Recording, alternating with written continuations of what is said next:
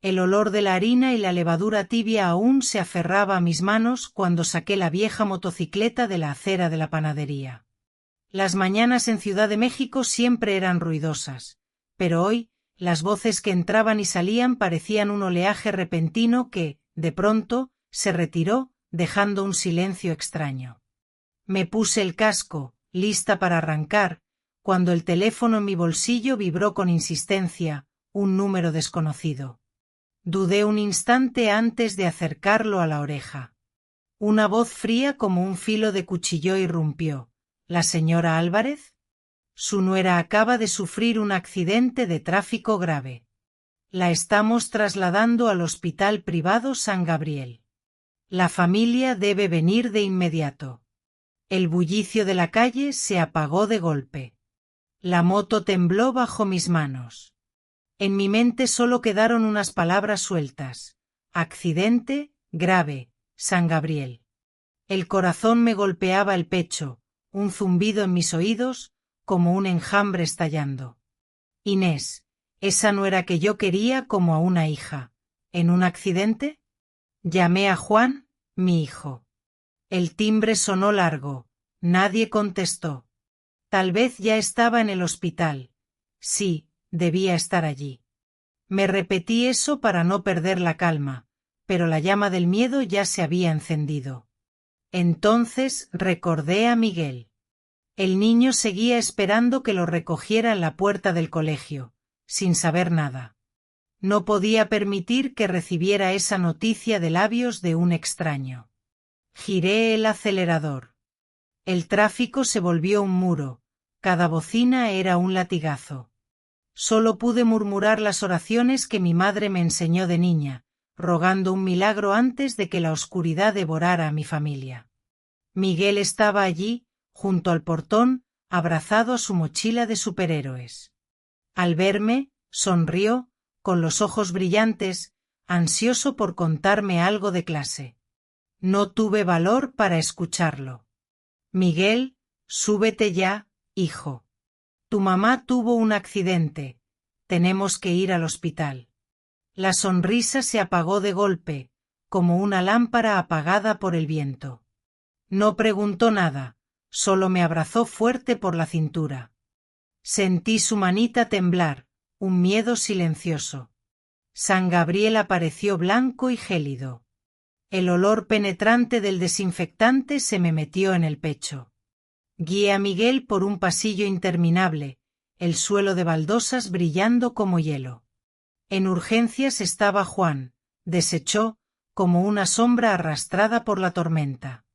Su camisa blanca arrugada, con las mangas manchadas de un marrón oscuro, no hacía falta preguntar, era la sangre de Inés, cuando la cargó en brazos hasta la puerta del hospital.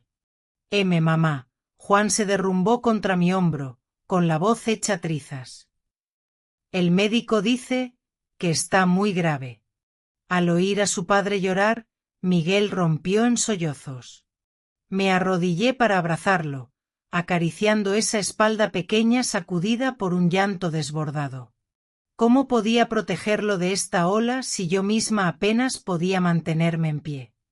Nos sentamos en las frías sillas de plástico, frente a la puerta cerrada de urgencias.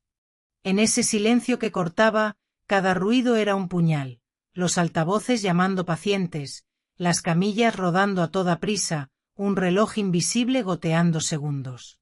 Apreté la mano de mi hijo, con la otra sujeté a Miguel. Rezando, contando escalones de miedo. 3 horas que fueron un siglo. La puerta se abrió. Un hombre canoso, de andar sereno, se presentó como el doctor Herrera, director del hospital. Su voz grave, medida, parecía elegir cada palabra. La paciente tiene un traumatismo cráneoencefálico y ha caído en coma profundo. Hemos hecho todo lo posible. El momento de despertar depende de la voluntad de la paciente. La palabra coma me cayó como una losa sobre el pecho. Inés, la muchacha que sonreía en la cocina de la panadería como un rayo de sol, ahora estaba suspendida entre 2 orillas. Juan se desplomó, de no sostenerlo, habría caído al suelo. Miguel se escondió en mi regazo, temblando. Sentí mis lágrimas brotar, ardientes, pero las tragué, yo debía sostener a los tres. Una joven enfermera, Marta, nos condujo con cautela. La familia puede mirar a través del vidrio, pero por favor, sin hacer ruido. Apoyamos la frente contra el cristal frío. Allí estaba Inés, quieta como una estatua, rodeada de cables y luces blancas. Su piel pálida, los labios cerrados como guardando un secreto. Juan pegó la frente al vidrio, suplicando en un murmullo que rompía el silencio. Inés, amor, abre los ojos. La manita de Miguel latía bajo la mía, su corazón desbocado buscando escapar del pecho pequeño. Quise decir algo, pero la garganta era un nudo. Esa noche, tuve que llevarme a Miguel a casa. Lloró, rogando quedarse con su madre, pero sabía que el filo helado del hospital no era lugar para un niño. Juan insistió en quedarse, hecho un ovillo en las sillas de plástico, los ojos clavados en la puerta cerrada. Lo miré. Aquel hombre que un día fue mi sostén, ahora era un niño perdido en un laberinto. Me llevé ese dolor conmigo, junto a una decisión incierta. Al amanecer, levantarme, encender el horno, amasar pan. Por Miguel. Por Juan. Porque la rutina podía salvarnos del derrumbe. Los días siguientes fueron niebla espesa. Cada mañana, una batalla contra el cuerpo cansado. Amasar, vigilar el horno, sonreír a los clientes, para luego correr al colegio por Miguel y de allí al hospital. Nunca había visto a Juan así, inmóvil junto a la puerta de Inés de día, buscando tequila de noche. Una vez lo encontré tirado en el pasillo, con la botella vacía rodando junto a él. Marta me susurró: «Señora, si sigue bebiendo, no lo resistirá». Yo solo asentí, sintiendo un lazo invisible estrangularme el cuello. Miguel también cambió. El sol de la casa se volvió sombra. En la escuela, lo hallé sentado en un rincón, la mirada fija en la nada. La maestra me preguntó aparte: «Últimamente no juega, no habla. ¿Pasa algo en casa?» Sonreí con torpeza: «Solo está un poco cansado». Pero sabía que su corazón cargaba una piedra demasiado pesada. Por las tardes lo llevaba al hospital. Frente al vidrio, sacaba sus dibujos. «Mamá, hoy dibujé a toda la familia en la playa». «Despierta. Aún me prometiste un helado de vainilla». Su vocecita temblaba, aferrada a un hilo delgado que sostenía el sueño. Juan lo abrazaba: «Tu mamá te escucha, hijo. Va a ponerse bien». Pero era él quien rompía a llorar primero. Yo sacaba a Miguel al pasillo, para que no lo viera desplomarse otra vez. Afuera, el cielo rojo de la tarde mexicana parecía una herida abierta. Una tarde, en el supermercado, doña Rosa se acercó: «Hace días que no veo a Juan con su esposa». «¿Inés está bien?», balbuceé. «Inés tuvo un accidente. Está en el hospital». De inmediato, las miradas curiosas me atravesaron como clavos en madera blanda. Abracé la cesta y huí, oyendo sus murmullos mordiendo mi dignidad. Esa noche, Juan volvió oliendo alcohol. Me miró con los ojos rojos y escupió palabra por palabra: «No le digas a nadie lo de Inés». «No necesito lástima». Guardé silencio. En la escalera, Miguel abrazaba su almohada de superhéroes, observando a su padre tambalearse. No preguntó nada. Solo escondió la cara, como refugiado en la última fortaleza de su infancia. Me quedé sola en la cocina, frente a una pila de facturas creciendo como levadura al calor: hospital, escuela, harina, electricidad. Toda mi vida luchando por mantener la casa en pie, y ahora cada número era un corte en la cuerda de mi resistencia. Un día más en el hospital. El pasillo, frío y despiadado como siempre. Juan dormía en una silla, con una lata vacía rodando bajo el neón. Le indiqué a Miguel que guardara silencio. Nos acercamos al vidrio. Inés inmóvil. El pitido del monitor marcando segundos crueles. Estaba por llevarme al niño cuando tiró de mi blusa. Se alzó de puntillas, murmurando: «Abuela, yo creo que mamá no está enferma». «Finge». Sus palabras me golpearon como agua helada. Lo regañé con voz firme: «Miguel, no digas tonterías. Tu mamá está muy grave, lo sabes». No discutió. Bajó la cabeza, sacó el viejo celular que su papá le había dado para ver caricaturas. Su rostro se iluminó con una resolución insólita. «Mire, abuela». La pantalla se encendió. Allí estaba la habitación de Inés. Solo ella, acostada entre cables. Y entonces sucedió lo imposible. Inés abrió los ojos, se rascó la mejilla, se incorporó tranquila, bebió agua de un vaso, lo dejó, volvió a recostarse y cerró los ojos como si nada. El mundo giró al revés. Casi solté el teléfono. Miguel temblaba. «Lo vi muchas veces, abuela. Cuando no hay nadie, se despierta. Si entra alguien, se queda quieta». Grabé para que me creyera. Un frío me recorrió la espalda. Guardé rápido el teléfono en mi bolso, sujeté sus hombros. «No digas nada a tu papá». «¿Entiendes?». Asintió, con ojos desmesurados de miedo y desconcierto.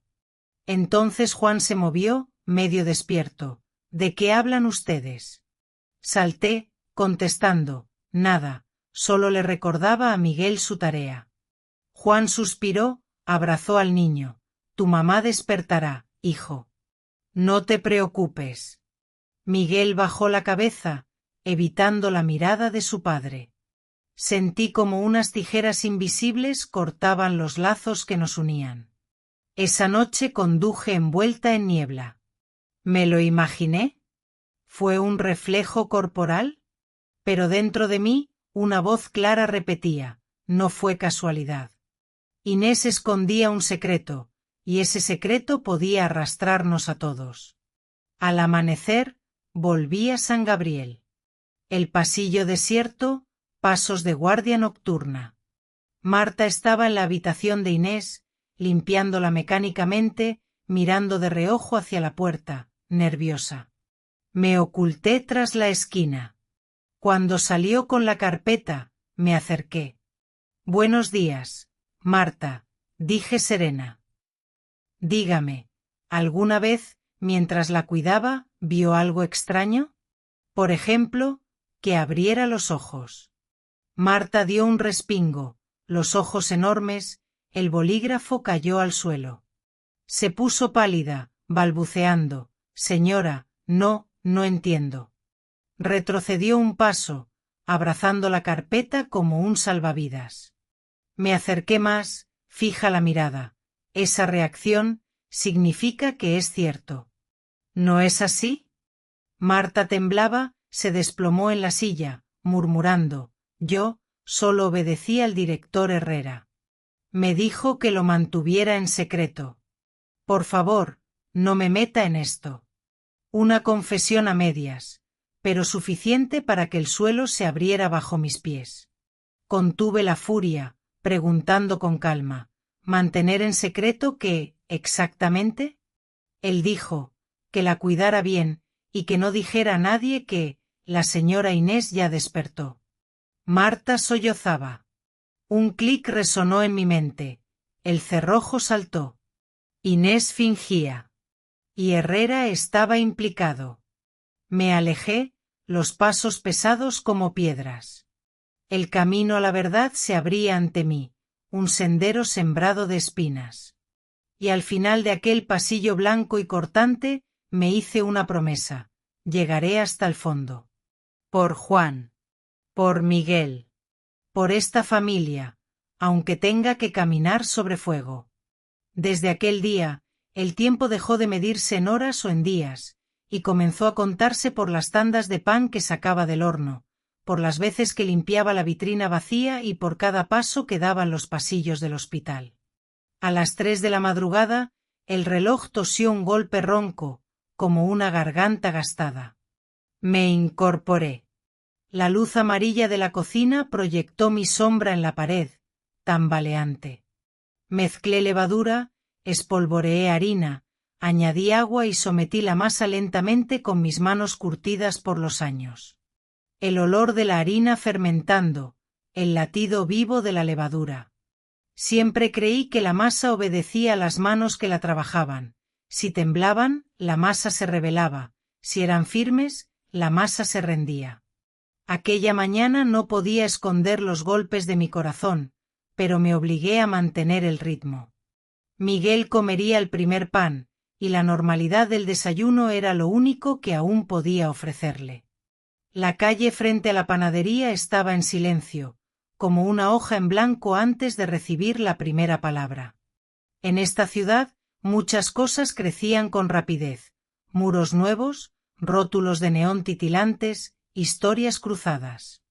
Pero las costumbres viejas sobrevivían con una obstinación increíble. El olor de los churros en la esquina, el pregón de los tamales al amanecer, el timbre de la bicicleta de la anciana de las flores. Abrí la puerta, coloqué los panes en la estantería y me repetí: cada pan es una promesa de que la casa seguirá en pie. Los clientes habituales entraban, me saludaban con sonrisas breves, y la gran pregunta siempre tropezaba en sus labios: ¿cómo está Inés? Y caía en mi pecho como una piedra en el agua. Yo había aprendido a esquivar esas miradas, una sonrisa leve, gracias, seguimos esperando, luego envolver el pan en papel marrón y atar el hilo rojo, ocupando las manos para no pensar. A las 8, cerraba las cuentas del día, me limpiaba el delantal y corría a recoger a Miguel. El patio de la escuela era un hervidero de voces infantiles. En un rincón, mi nieto estaba sentado, abrazando su mochila de superhéroe como si fuera un escudo. Él, que antes llenaba el aire con historias que humeaban como panés recién horneados, ahora parecía un horno apagado. Me agaché, acaricié su cabello con olor a sol. Vámonos a casa, hijo. Él asintió, en silencio. La maestra se acercó, con voz suave pero cargada de inquietud. Miguel habla poco últimamente y no participa en los juegos de grupo. ¿En casa? Yo sonreí. Tenemos algunos problemas, pero no se preocupe, haré lo que pueda. Ella me apretó la mano, un gesto callado, femenino, como si me dejara en la palma un trozo de valor. Pasamos por la panadería a recoger algunas cosas y luego fuimos directo al hospital. El pasillo del San Gabriel tenía sus propios hábitos: brillante de día, helado de noche, y al atardecer se alargaba sin fin como un hilo sin comienzo ni fin. El olor a desinfectante era un hielo fino en el pecho. Juan estaba allí, su sombra pegada a una silla de plástico azul. Barba descuidada, ojos hundidos, camisa arrugada como desgarrada por un viento feroz. A veces a sus pies había una lata de cerveza vacía, a veces un vaso de café espeso y frío. Pero siempre permanecía inmóvil, como una estatua a la que alguien le había arrancado el corazón. Miguel pegó su nuevo dibujo en el vidrio. Esta vez éramos los tres viendo fuegos artificiales. Los trazos temblorosos llenaban el cielo de estrellas torcidas, pero entre ese cielo desfigurado me dibujó sonriendo. Mira, mamá, te dibujé. Apoyó la frente en el cristal. Yo puse la mano en su espalda, sintiendo su respiración corta como quien corre por un campo de miedo. Juan lo levantó y le susurró al oído: tu mamá te escucha, hijo. Ella volverá. Quise creer por él, pero desde que vi aquel vídeo, mi mente solo repetía un único sonido: la verdad finge dormir. Al caer la noche, dejé a Juan en el hospital y llevé a Miguel a casa. La ciudad era un revoltijo de luces que se arrastraban sobre la visera de nuestros cascos. Abuela, dudó, mamá tiene miedo a la oscuridad. Tragué en seco. Antes sí, pero dijo que mientras te tuviera a ti, ya no temería. Él apoyó la cabeza en mi espalda y asintió.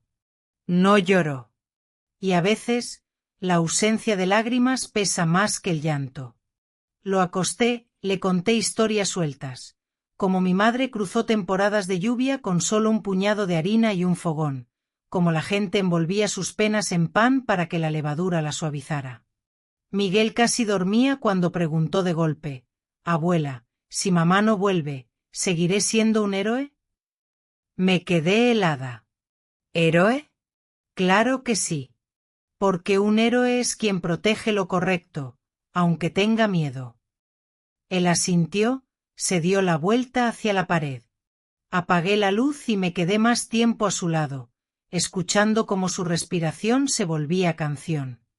Algunas tardes debía salir a comprar harina y huevos. En la tienda, los murmullos se trenzaban como cuerdas. Dicen que la nuera de doña Álvarez está agonizando. Si Juan hubiera cuidado mejor a su esposa. Esa familia está maldita. Escondí mi suspiro en el bolsillo y caminé rápido con la cesta. En barrios pequeños, los rumores no tienen pies pero corren más rápido que el viento. Sabía que la opinión pública es como un cuchillo, un filo cura con precisión, el otro hiere hasta sangrar. Aprendí a caminar entre las dos hojas, sin inclinarme, abrazando mis panés calientes como si abrazara calor humano. Otro día, llegué al hospital temprano. Juan estaba doblado en la silla, un olor a tequila lo envolvía como un fantasma. Saqué una toallita y limpié el rastro de alcohol en su barbilla, rezando un viejo verso. Mamá, abrió los ojos apenas. Estoy cansado. Le puse un pan pequeño en la mano. Come, no dejes que tu estómago pelee con tu corazón. Él sonrió torcido. Mi corazón ya perdió. No respondí. Lo sabía. Nos quedamos en silencio, escuchando el monitor como un tambor de un ejército invisible. Siempre debía elegir, la panadería o el pasillo del hospital. Cualquier elección me hacía sentir cruel. Cuando los clientes llenaban la tienda, yo atendía con una mano y miraba el reloj con el corazón apretado, como si alguien me sorprendiera olvidando a mi familia. Cuando pasaba demasiado tiempo en el hospital, me angustiaba por la masa en reposo, porque si la masa colapsaba, también lo hacía el dinero, y con él, la casa. Comprendí que ser sostén no es gritar en el centro del hogar, sino encender el fuego en la cocina y correr al mercado, ajustar entre las clases del nieto y las recetas de la nuera, siempre corriendo, sin tiempo para llorar. Miguel se volvió cuidadoso demasiado pronto. Ordenaba sus cuadernos, lavaba su vaso de leche, se recordaba dormir temprano para visitar a mamá. Una vez lo sorprendí trepando una silla para alcanzar el azúcar y espolvorearla sobre el pan. Dijo que así el pan estaría feliz. Me giré a limpiar mis ojos. El niño curaba a su manera, añadiendo dulzura a lo que estaba demasiado amargo. Yo puse unas golosinas en el plato. Miguel me abrazó por la espalda. Tú eres mi superheroína, abuela. Sonreí, con el corazón temblando. Tu heroína tiene las manos frágiles, Miguel. Los rumores de vecindario corrían como levadura buena. Doña Rosa me detuvo en el mercado, entrecerrando los ojos. ¿Inés? Juan anda siempre de madrugada, respondí paciente. Inés sigue en tratamiento. Que Dios la cuide. Rosa suspiró y echó otro puñado de rumores en la cesta de algún transeúnte.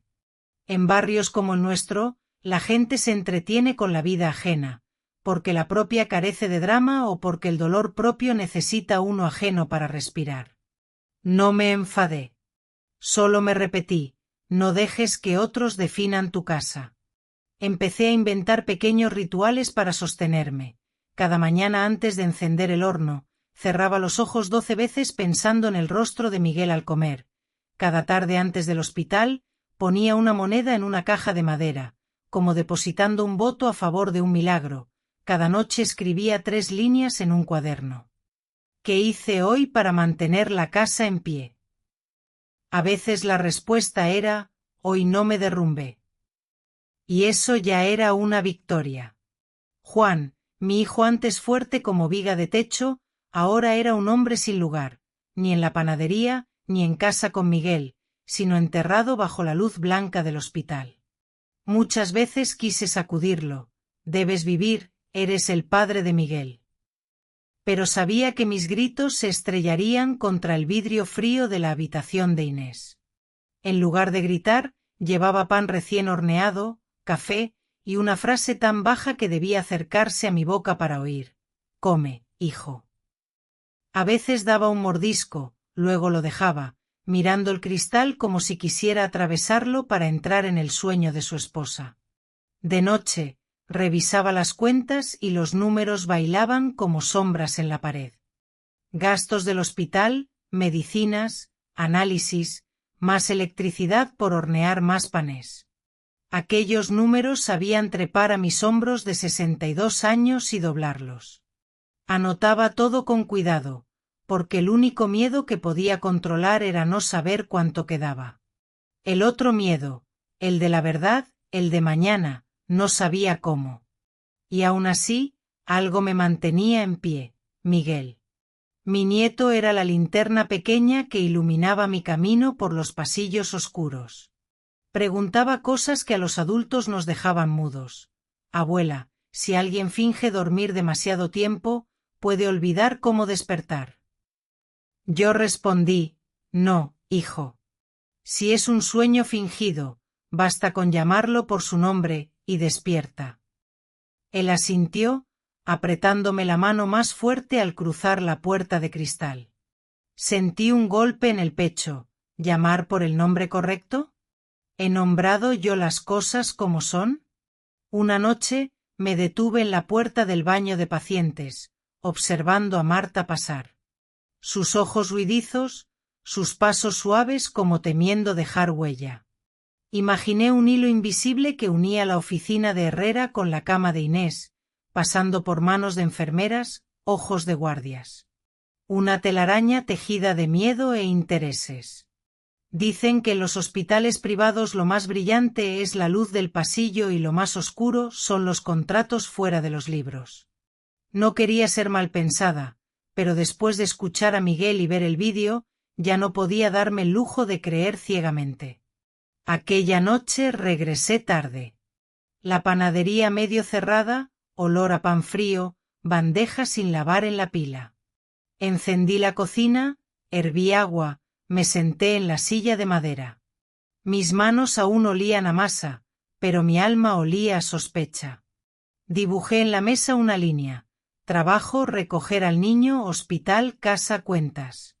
Esa línea se quebraba justo en el vídeo grabado por Miguel. Desde esa grieta todo caía torcido: la mirada de Marta, los pasos de Herrera, las preguntas silenciadas, el mutismo de Juan. ¿Qué podía hacer una vieja panadera contra esa telaraña pegajosa? Me respondí: quizá no hacía falta un hacha. Tal vez bastaba una chispa para que la telaraña se encogiera sola. No sabía cuál sería esa chispa, todavía no, pero la encontraría. A la mañana siguiente, me levanté aún más temprano, amasé más tiempo, dejé reposar mejor la levadura, como si dominando las leyes de la masa pudiera dominar también las de la verdad. Miguel desayunó y tomó un pan pequeño. Es para mamá.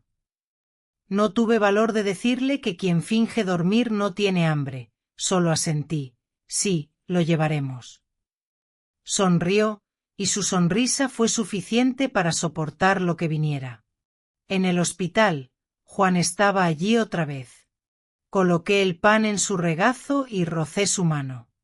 No me miró, solo murmuró: gracias, mamá. Yo miré al vidrio. Inés seguía quieta, labios cerrados como guardando una respuesta. Recordé una historia que mi madre contaba: los templos centenarios no caían porque bajo su suelo había miles de piedras pequeñas encajadas, bastaba que una se aflojara y todo temblaba. La familia es igual. Yo creí ser solo quien barría el patio, y resultó que debía bajar al cimiento y encontrar la piedra que se movía. Esa noche colgué un cartel: hoy cerramos temprano, gracias. Necesitaba tiempo, no para descansar, sino para reunir esa chispa. Desde que Miguel susurró «mamá finge», entendí que estaba dentro de una obra sin público. Ya no tenía derecho a mirar desde la platea. Si el telón iba a levantarse, yo debía estar entre bambalinas, lista para tirar de la cuerda. Las noches eternas siempre tienen un final, el amanecer. Pero mi amanecer no estaba en el horizonte, sino en la respuesta a quien jugaba con la verdad. Me cubrí con el pañuelo, apagué la luz, cerré la puerta de madera. En la oscuridad, escuché claramente mi respiración. Lenta, firme, persistente como la levadura. No dejaré que esta casa se derrumbe. Aunque tenga que esperar en la noche interminable, esperaré. Cada tarde llevo a Miguel al hospital, como si fuera un ritual no escrito de la familia. Para el niño, aquel vidrio grueso y helado no era otra cosa que un muro que separaba el cielo del infierno. Pegaba sus dibujos infantiles en la superficie, con la esperanza de que su madre abriera los ojos para mirar. Un día era la escena de toda la familia en la playa, otro día eran fuegos artificiales iluminando el cielo. Los trazos torpes, los colores corridos, y sin embargo todos contenían una luz que los adultos ya habíamos perdido hacía tiempo, la fe ingenua de que con llamarlo bastante fuerte, la persona amada regresaría. Yo me quedaba atrás, observando la cabecita de Miguel apoyada contra el vidrio. Su mano temblorosa golpeaba suavemente, como queriendo despertar a alguien de un sueño profundo. Su voz balbuceaba entrecortada por las lágrimas. «Mamá, hoy saqué un 10. Te dibujé, ¿ves? Prometo portarme bien, solo despierta, por favor». El corazón se me encogía. Quería decirle que Inés lo escuchaba, pero dentro de mí las imágenes del vídeo que Miguel había grabado a escondidas no dejaban de repetirse. Sabía que detrás de esos ojos cerrados no había un sueño profundo, sino una farsa calculada. Y cada palabra que mi nieto pronunciaba, cada esperanza diminuta, era como un puñal que se me hundía más hondo. Juan solía sentarse justo al lado, aferrando entre sus manos la mano inerte de su esposa. Se inclinaba hacia el oído de Inés, murmurando promesas sin salida. «Inés, amor, tienes que luchar. El niño y yo te necesitamos. ¿Me oyes? Vuelve, por favor». Cada sílaba que brotaba de su boca era una cuerda que lo ataba a un sueño sin retorno. Miraba a mi hijo y recordaba aquellos días en que fue un joven fuerte, seguro, con la risa retumbando junto al horno de pan, alzando a Miguel en brazos como si quisiera regalarle el cielo entero. Ahora sus ojos estaban enturbiados por el insomnio y el alcohol, su cuerpo desechó como si cada gota de sangre se hubiera derramado en la oscuridad de aquella habitación. Muchas veces Miguel levantaba la vista hacia mí, susurrando como si temiera romper un secreto. «Abuela, ¿de verdad mamá me escucha?» Yo tragué en seco, mi mano temblorosa acariciando su cabello. «Sí, hijo. Ella escucha. Dicen que, incluso en el sueño más hondo, el corazón todavía oye». Él asintió levemente, pero en sus ojos oscuros ya se insinuaba la raíz de la duda. Aquel cuarto se había convertido en una capilla invertida. Juan rezaba por un amor que quizá ya había muerto, Miguel rezaba por una madre que tal vez había traicionado, y yo rezaba por mi propio coraje, para no derrumbarme allí mismo. Afuera, la voz metálica del hospital sonaba seca. «Código azul, pasillo 3». Cada anuncio hacía que Miguel se encogiera, temeroso de que fuera un llamado para su madre. Yo había creído que las lágrimas me darían alivio. Pero frente a aquel vidrio descubrí que existían lágrimas más pesadas que las piedras, capaces de arrastrar a una persona al abismo. Tenía que contenerme, porque si lloraba, Miguel también lo haría, y Juan se hundiría aún más en su desesperación. No podía permitírmelo. La noche caía, y el pasillo se volvía tan silencioso como un sepulcro. La luz de neón se reflejaba en el vidrio con un resplandor mortecino, transformando el rostro de Inés en una máscara de cera.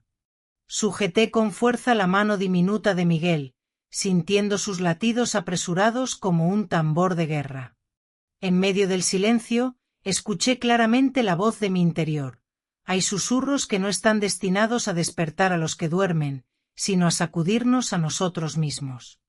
Supe entonces que, desde el instante en que Miguel susurró junto al vidrio, nuestra familia había entrado en un camino sin retorno. Aquel día, el pasillo del hospital estaba tan denso que casi resultaba imposible respirar. La luz fría del neón se extendía como un río de hielo que nunca se derrite. Me senté en una silla de plástico impregnada ya del calor de otros cuerpos, y Miguel se acurrucó junto a mí. El niño estaba inusualmente callado, su pequeña mano aferraba con tanta fuerza mi blusa que sus dedos se pusieron blancos. Pensé que estaba a punto de llorar, pero en lugar de eso, levantó un poco la cabeza. En sus ojos negros y redondos brillaba un destello extraño. Tiró de mi ropa, acercó su boca a mi oído y susurró, con voz temblorosa pero firme: «Abuela, yo creo que mamá no está enferma. Está fingiendo». Aquellas palabras fueron como un cuchillo directo a mi corazón. Me giré de golpe, contemplando ese rostro infantil, convencida de haber escuchado mal. La garganta se me secó, pero intenté mantener la calma en mi voz. «Miguel, no digas tonterías. Tu mamá está muy enferma, lo sabes». El niño bajó la cabeza. No replicó, no hizo pucheros como de costumbre.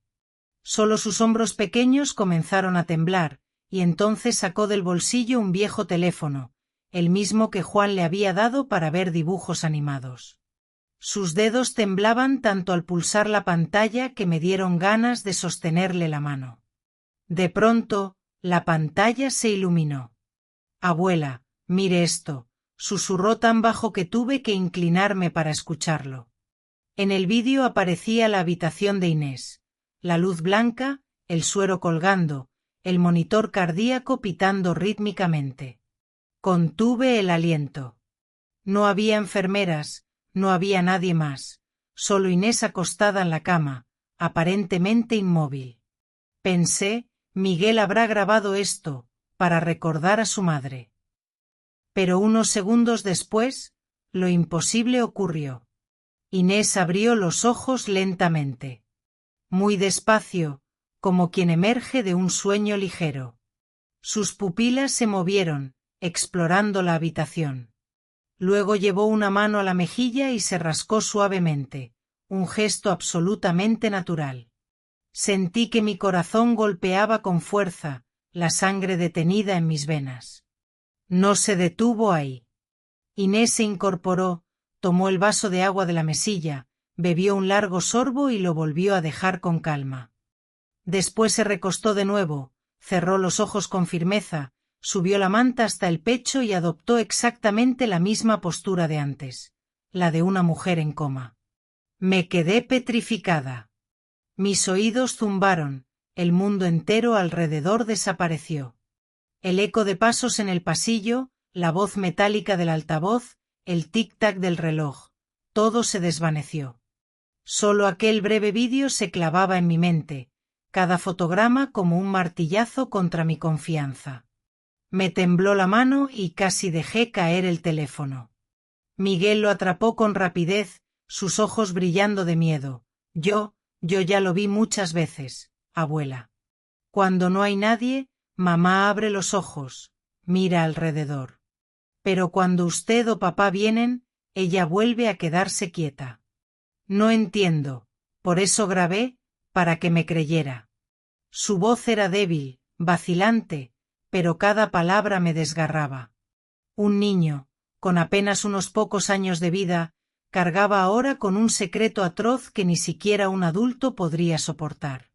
Tragué saliva con dificultad y lo atraje hacia mi pecho, abrazándolo con fuerza para que no viera las lágrimas que me nublaban la vista. Y sin embargo, En lo profundo, algo rugía en mí. Inés, la nuera a la que había querido como a una hija, estaba engañando a toda esta familia. ¿Por qué? ¿Con qué propósito levantar un teatro tan cruel? Miguel murmuró con voz temblorosa, como temiendo que el secreto lo devorara si no lo compartía. Abuela, ¿debo decírselo a papá? Me sobresalté. No, de ninguna manera. Juan estaba ahí afuera, hecho pedazos por la desesperanza. Si esa verdad le golpeaba de repente, sería su hundimiento definitivo. Sujeté los pequeños hombros de Miguel y, con voz baja pero tan firme que hasta yo me sorprendí, le ordené. Miguel, escúchame. Bajo ninguna circunstancia debes contárselo a tu padre.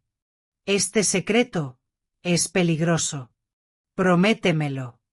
El niño levantó la mirada, con los ojos inundados de lágrimas, y asintió con fuerza. Pero sabía que no comprendía del todo. Solo entendía que aquel secreto pesaba tanto que su abuela temblaba al pronunciarlo. En ese instante, un ruido detrás nos sobresaltó. Juan se movía en la silla, frotándose los ojos, y nos preguntó con voz ronca: ¿Qué hablan tú y Miguel? Sentí el corazón caerme al estómago. Si llegaba a saber, si llegaba a escuchar. Me apresuré a negar, forzando la voz a sonar normal. Nada, nada, hijo. Solo le recordaba a Miguel que hiciera la tarea. Juan suspiró, atrajo al niño hacia su pecho y le susurró: No te preocupes, hijo. Mamá despertará. Volverá con nosotros.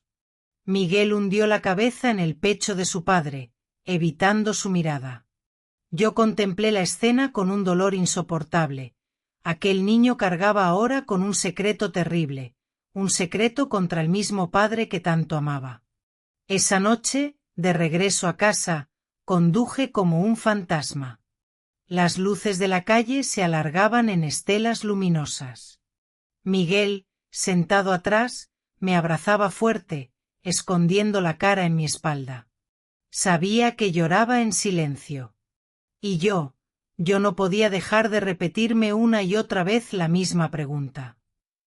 ¿Por qué tenía que hacerlo Inés? ¿Fue un impulso o un plan calculado con precisión? Pero la pregunta más aterradora resonaba dentro de mí. ¿Durante todos estos años realmente conocí a mi nuera? ¿O todo fue una representación que solo hoy se ha revelado? Aquella noche no pegué un ojo. Me quedé en la cocina, con la lámpara de aceite iluminando las arrugas de mis manos. Afuera, la ciudad estaba en silencio. Dentro de mí, en cambio, la tormenta ya había comenzado a soplar. Me desperté cuando aún estaba oscuro. Toda la ciudad seguía sumida en el sueño, solo se escuchaban algunos ladridos lejanos en un callejón profundo. Salí de la panadería y conduje hasta el Hospital San Gabriel más temprano que de costumbre. No para visitar a Inés, sino para vigilar. Desde que vi el vídeo de Miguel, no podía seguir viviendo un día más sin encontrar respuestas. El pasillo del hospital al amanecer era muy distinto al del mediodía bullicioso. Solo quedaban unos cuantos empleados de guardia nocturna, y el eco de sus pasos se mezclaba con el zumbido constante del aire acondicionado. La luz de los neons, blanca y azulada, se extendía hasta el infinito, convirtiendo cada silueta en formas borrosas e irreales. Me escondí tras una pared, observando en silencio la habitación número 4, donde yacía Inés. Dentro, Marta, la joven enfermera asignada a la vigilancia especial, estaba limpiando el cuerpo de Inés. Sus movimientos parecían profesionales, suaves, pausados, como quien ya está acostumbrada al cuidado diario. Pero sus ojos no eran normales. Miraban hacia la puerta una y otra vez, como si temiera ser descubierta en algún acto prohibido.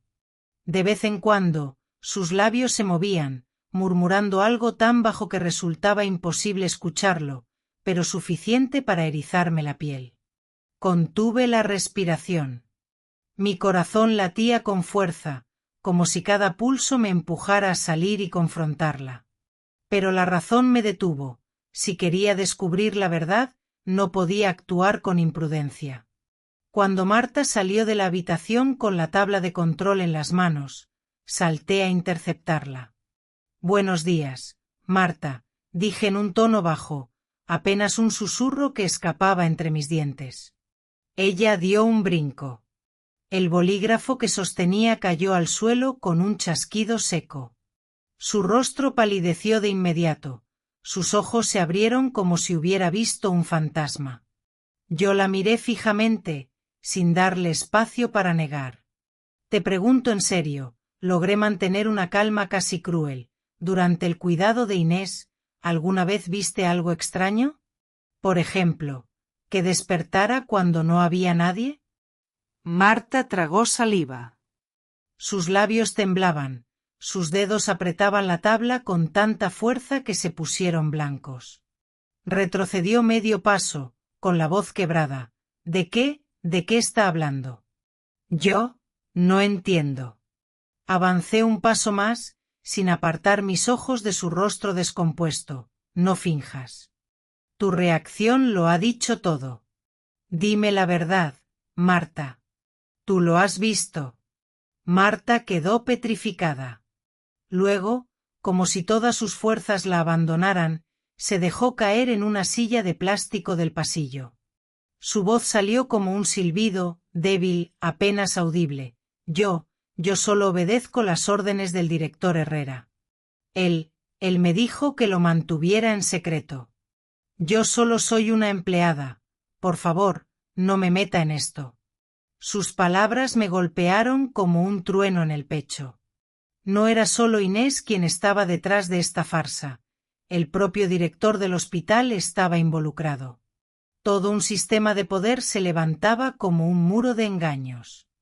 Apreté los puños, conteniendo la furia que me ardía dentro. ¿Qué fue lo que Herrera te ordenó ocultar? Dilo claramente.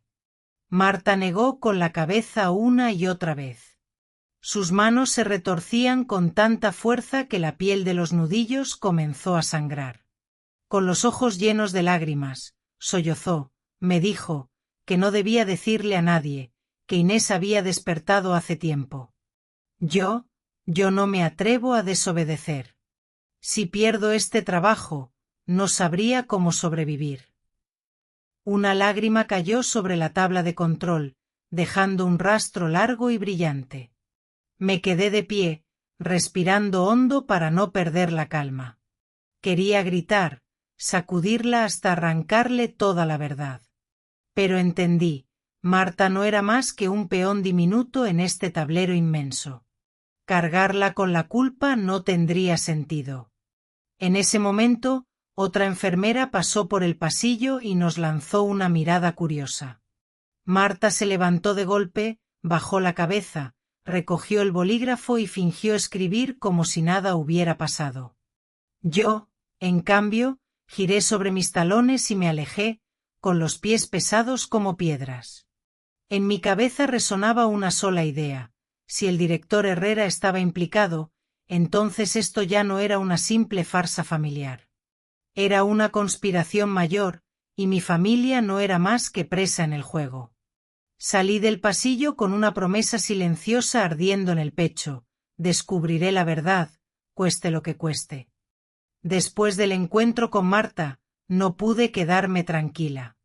El velo de secretos alrededor de Inés y Herrera empezaba a levantarse, pero cuanto más se levantaba, más mostraba una oscuridad sin fondo. Sabía que sola no tenía fuerzas suficientes. Necesitaba otros ojos, más lúcidos, más experimentados. Y en mi mente solo apareció un nombre: Santiago. Él había sido policía investigador, amigo íntimo de mi difunto esposo. Tras jubilarse, abrió una pequeña y modesta oficina de detective privado, escondida en una calle estrecha. Aún recuerdo su mirada penetrante, esos ojos que hicieron temblar a tantos delincuentes en las salas de interrogatorio. Aquella mañana llevé a Miguel a la escuela como de costumbre. Al verlo abrazar en silencio su mochila de superhéroe al entrar en clase, sentí que mi corazón se apretaba. Era demasiado pequeño para cargar con un secreto tan grande. Le acaricié el cabello una última vez y me dirigí directamente a la oficina de Santiago. La puerta de madera rechinó cuando la empujé. Dentro, el cuarto olía a tabaco viejo y a papeles húmedos. Santiago estaba sentado tras un escritorio arañado. Sus ojos brillaron tras las gafas de montura plateada al verme.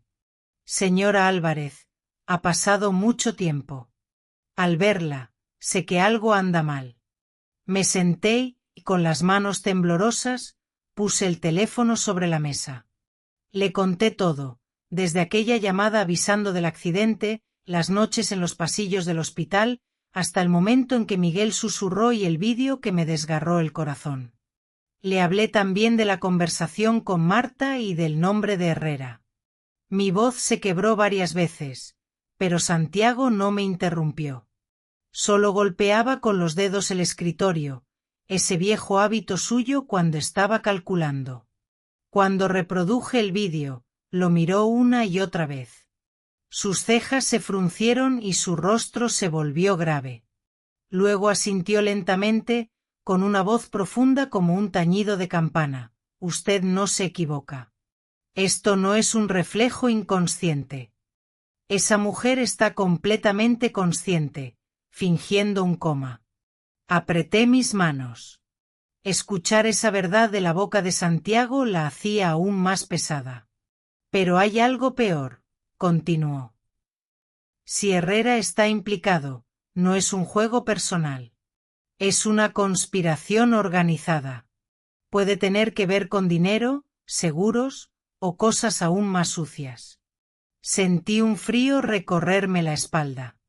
Sí, recordé que alguna vez encontré en el armario de Inés unos contratos extraños, pero no me atreví a creerlo. Ahora, las palabras de Santiago cortaban como un cuchillo en la herida de mis sospechas. Él apoyó la mano sobre la mesa, su mirada dura como el acero. De ahora en adelante, no le diga nada a Juan. Su hijo está demasiado débil para soportarlo. Yo vigilaré a Inés y a Herrera. Pero recuerde, debe mantener un secreto absoluto. Si sospechan algo, tanto usted como Miguel estarán en peligro. ¿Peligro? Un escalofrío me recorrió el cuerpo. Pero al mirar la firmeza en los ojos de Santiago, comprendí que ya no tenía vuelta atrás. De acuerdo, respondí con la voz ronca. Hágalo. Y yo me prepararé.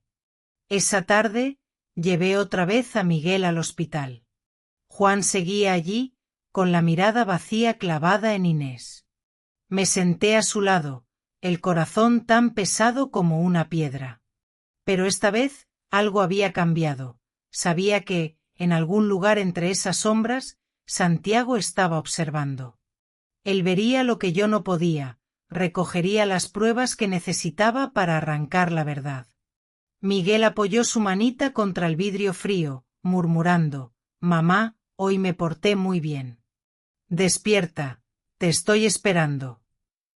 Lo abracé fuerte, sin apartar mis ojos de la inmovilidad de Inés. Dentro de mí resonaba un juramento, helado y firme. Por cruel que sea, sacaré la verdad a la luz. Porque mi hijo y mi nieto merecen saberla.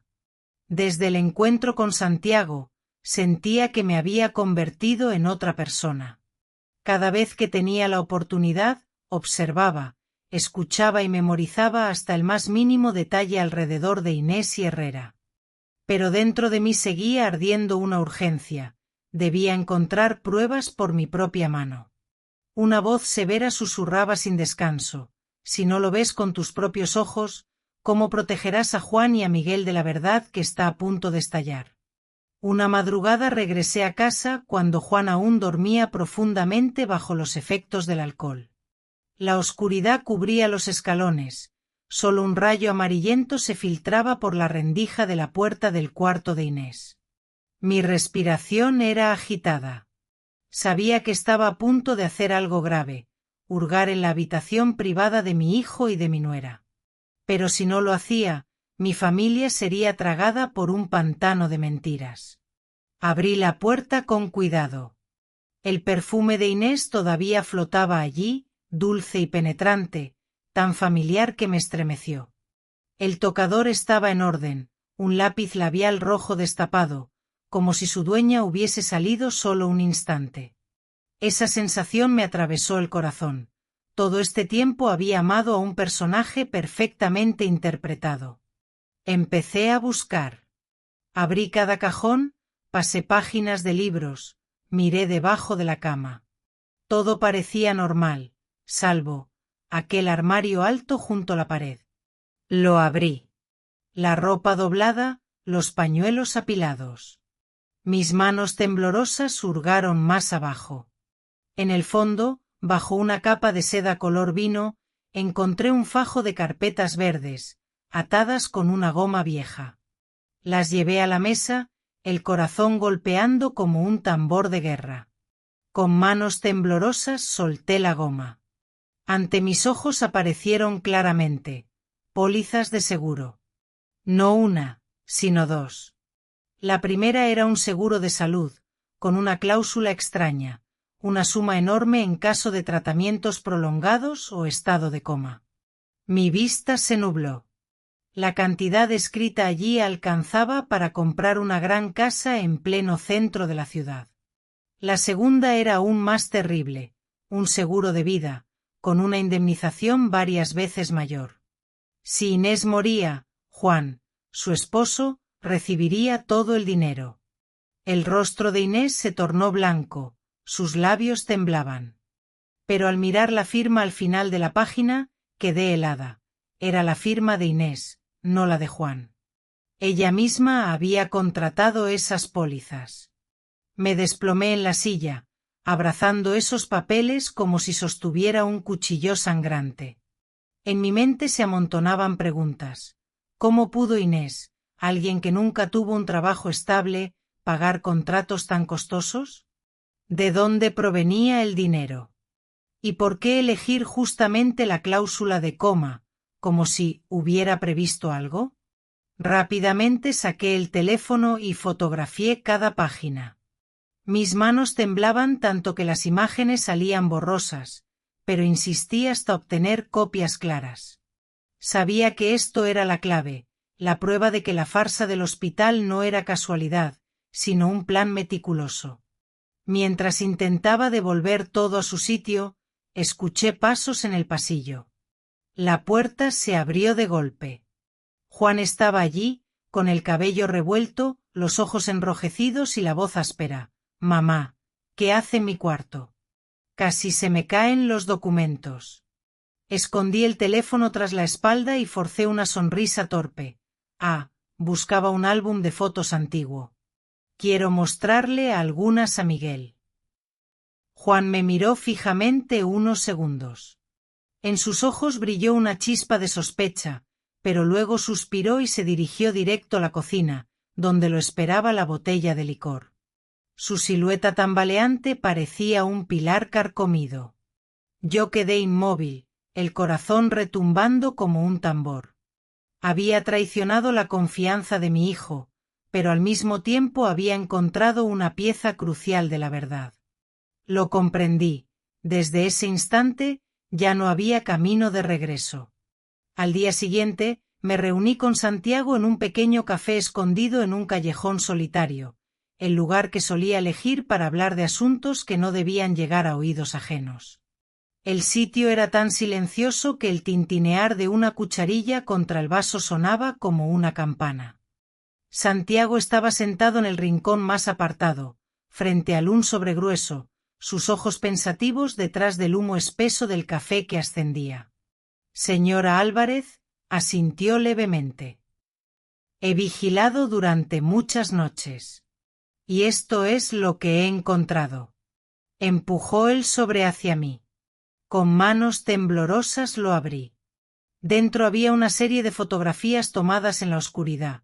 Inés, aún con la bata de paciente, pero cubierta con una chaqueta blanca, salía furtivamente de la habitación del hospital a medianoche. En cada imagen caminaba con paso firme, incluso mirando alrededor como alguien que teme ser descubierto. El corazón se me encogió. La garganta se me secó mientras pasaba las páginas. La última foto me dejó helada. Inés de pie frente a la oficina del director Herrera, la puerta entreabierta, la luz escapando hacia el pasillo y luego cerrándose tras ella. La hora estampada en la foto marcaba bien pasada la medianoche. Dios mío, susurré, las manos me temblaban. Ella no solo finge. También, sí, me interrumpió Santiago con voz firme. Ella cuenta con complicidad. Herrera no solo lo sabe, participa activamente. No he logrado escuchar lo que hablan dentro, su despacho está bien insonorizado. Pero estas imágenes son prueba suficiente de que Inés no está en coma. Cerré con fuerza el paquete de fotos, como si cada imagen se hubiera convertido en una losa de piedra sobre mi pecho. El pensamiento que había rondado en mi cabeza durante tanto tiempo, de pronto, se volvió nítido y aterrador. Inés no era víctima. Era la actriz. Y Herrera, el director de la obra. Santiago me miró, sus ojos severos pero con un matiz de compasión. Seguiré investigando. Pero debe estar preparada. Lo que estamos tocando ya no es un simple engaño familiar. Puede tratarse de un fraude de seguros a gran escala. Usted y el pequeño Miguel deben tener mucho cuidado. Asentí, el corazón desbocado. En mi mente, la imagen de Inés inmóvil en la cama se mezclaba con la de ella caminando con paso firme en la oscuridad. Ese contraste era como una hoja afilada cortando mis recuerdos, haciéndome sentir que acababa de perder la última parte de confianza que mantenía unida a esta familia. Esa misma tarde, cuando llevé de nuevo a Miguel al hospital, Juan seguía allí, con la mirada perdida, fija en la esposa en coma. Lo observé, el alma desgarrada. Él no sabía que, en ese mismo instante, la mujer por la que rezaba cada día, cada noche se levantaba del lecho para caminar hacia su cómplice. Apreté con fuerza la mano de Miguel y me susurré a mí misma: Dios mío, si la verdad es una espada, concédeme el valor de empuñarla, en lugar de dejar que atraviese el corazón de mi hijo y de mi nieto. Una semana después, Santiago me citó en el mismo café de siempre. Llegó más tarde de lo habitual, con el rostro demacrado y el abrigo viejo cubierto de polvo del camino. Pero lo que hizo que mi corazón se detuviera fue el dossier que colocó sobre la mesa. Esta vez no solo eran fotos, sino también una grabación. Debería prepararse, dijo Santiago en voz baja, con un tono grave. Abrí el primer conjunto de fotografías. Inés y Herrera sentados en un coche estacionado en la parte trasera del hospital. El rostro de Inés brillaba bajo la tenue luz, con una sonrisa radiante, sus manos posadas suavemente sobre las de Herrera. Me quedé atónita, la vista se me nubló. La mujer en la que mi hijo confiaba, la madre que Miguel esperaba con tanta ansiedad, estaba entregando miradas de amante a otro hombre. Dios mío, murmuré, llevándome la mano temblorosa a los labios para contener el sollozo. Santiago deslizó una pequeña grabadora hacia mí. La encendió. El silencio del café se rompió con los susurros secretos. La voz de Inés, clara, apasionada pero helada: solo unas semanas más, y todo el dinero del seguro será nuestro. Entonces tú y yo podremos marcharnos de aquí y empezar de nuevo. Luego la voz de Herrera, grave, firme, tranquila. Tengo todo bajo control. Su familia sigue confiando plenamente. Nadie sospecha de nosotros. Una risa seca estalló después, como una cuchilla desgarrando mi pecho. Me desplomé sobre la mesa, los dedos apretando con tanta fuerza que las uñas se clavaron en la piel. El dolor en mi corazón era tan agudo que pensé que iba a estallar.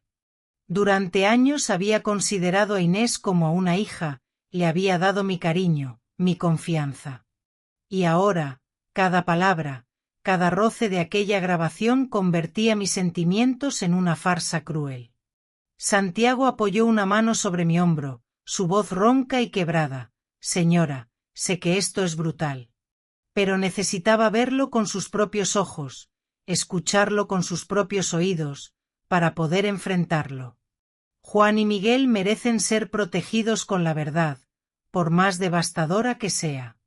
Me enjugé las lágrimas, aunque la tormenta en mi interior no cesaba. Pensé en Miguel, en sus ojos infantiles que brillaban de esperanza tras el cristal. Pensé en Juan, que se había hundido en el alcohol solo para escapar del dolor de haber perdido a su esposa.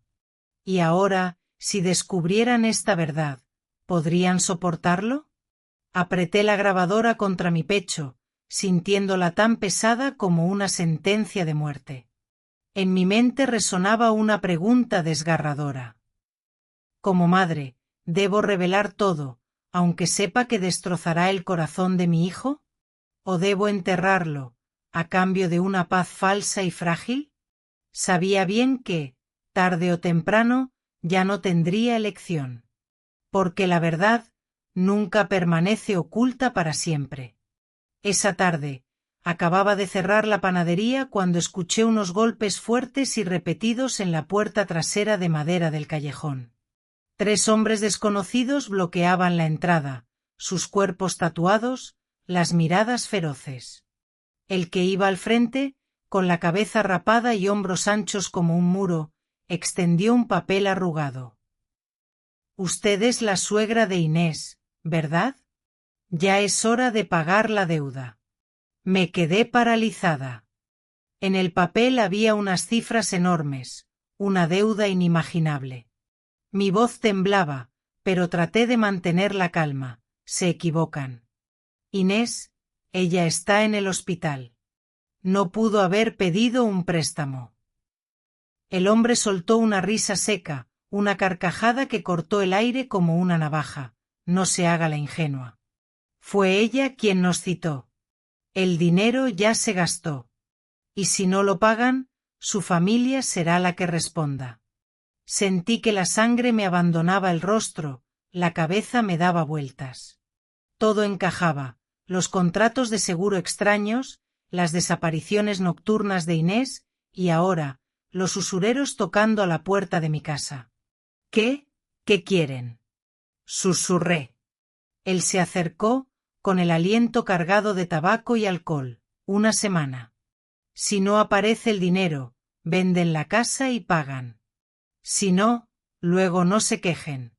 Con las manos temblorosas abrí la pequeña caja fuerte de la cocina.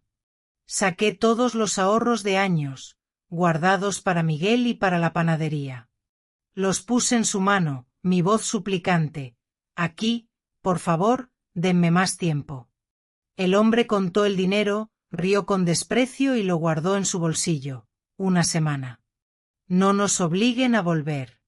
Cuando la puerta se cerró de golpe, me desplomé en el suelo, el sudor frío corriendo por todo mi cuerpo.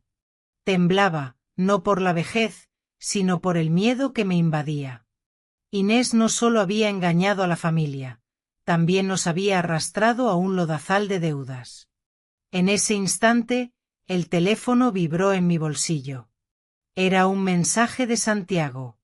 Lo abrí con las manos aún trémulas. Tengo nuevas pruebas.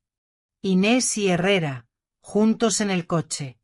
Hay grabación. Tiene que escucharla. El corazón se me hundió, los ojos se me nublaron.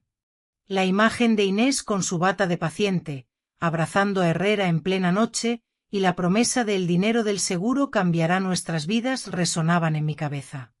Me quedé inmóvil, mis manos envejecidas apretando con tanta fuerza el borde de la mesa que se rompió la piel y brotó sangre. Aquella noche, por primera vez en mi vida, susurré a la oscuridad. Si esta es la última batalla, no permitiré que mi familia caiga. Aunque tenga que sacrificarme.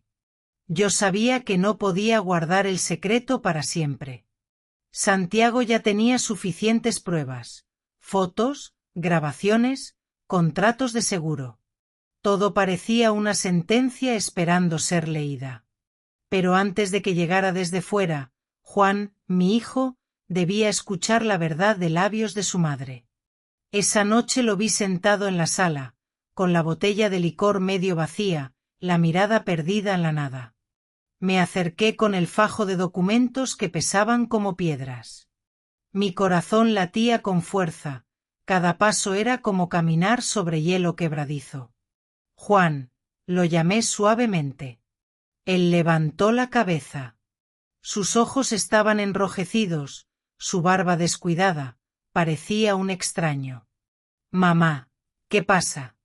Puse las pruebas una a una sobre la mesa, las fotos de Inés en el estacionamiento con Herrera, la copia del contrato de seguro y, por último, la grabadora.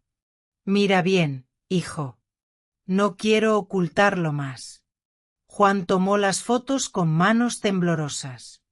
Al principio las miraba rápido, pero de pronto sus ojos se clavaron en una de ellas.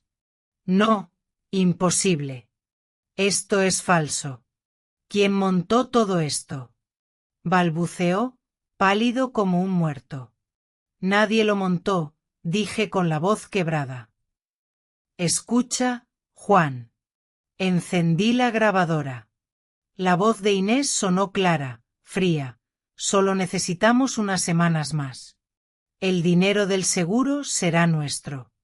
Tú y yo podremos marcharnos de aquí. Juan quedó paralizado. Y cuando la voz de Herrera continuó, su familia confía ciegamente. Nadie sospechará de nosotros. Fue como si le abofetearan el alma. Se levantó de golpe y gritó: no. Inés no. Ella jamás me haría esto, ni a mí, ni a Miguel. Intenté sujetar su mano, pero la apartó bruscamente. Sus ojos se llenaron de lágrimas, y de pronto, se desplomó en el sillón, con la cabeza entre las manos, llorando como un niño. ¿Por qué, mamá? ¿Por qué me traicionó? ¿Qué hice mal? ¿Y Miguel? ¿Qué será de él? Lo abracé, mis lágrimas se mezclaron con su cabello.